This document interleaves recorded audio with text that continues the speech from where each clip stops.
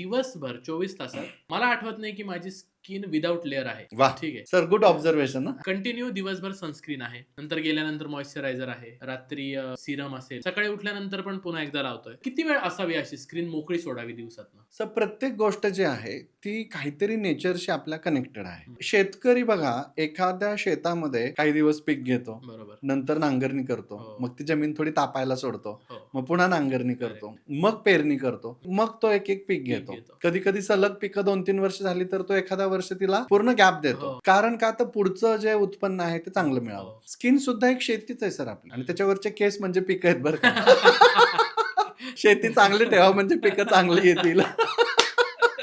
त्या स्किनला थोडंसं तापायला पण ठेवलं पाहिजे, थोडीशी मोकळी पण ठेवली पाहिजे. कंटिन्युअसली आपण त्याच्यावरती मॉइश्चरायझर लावतोय, कंटिन्युअसली कोणती तरी लेअर लावतोय, तर ती स्किन नॅचरल गोष्टीला कधी ओपन होणार ना.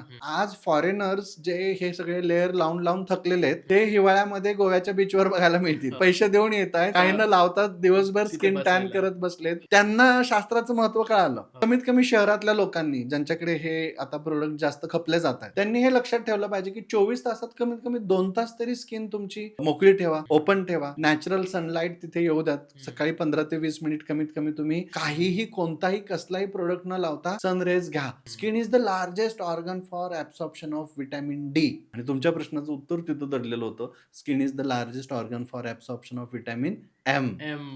त्यामुळे ज्यांना ज्यांना व्हिटॅमिन एम म्हणजे मनी त्यातनं कमवायचं आहे ते हायेस्ट प्रोडक्ट मार्केटमध्ये आणणार आहेत. आणि तुमचं सकाळी उठल्यानंतरचा वेगळा, आंघोळीपूर्वीचा वेगळा, आंघोळीच्या वेळीचा वेगळा, आंघोळीनंतरचा वेगळा, झोपण्यापूर्वीचा वेगळा, झोपल्यानंतरचा वेगळा, अशी ती मोठी रेंज तिथे क्रिएट होणार आहे. पण त्वचेसाठी तुम्ही 2 तास तरी मोकळे ठेवलेच पाहिजेत.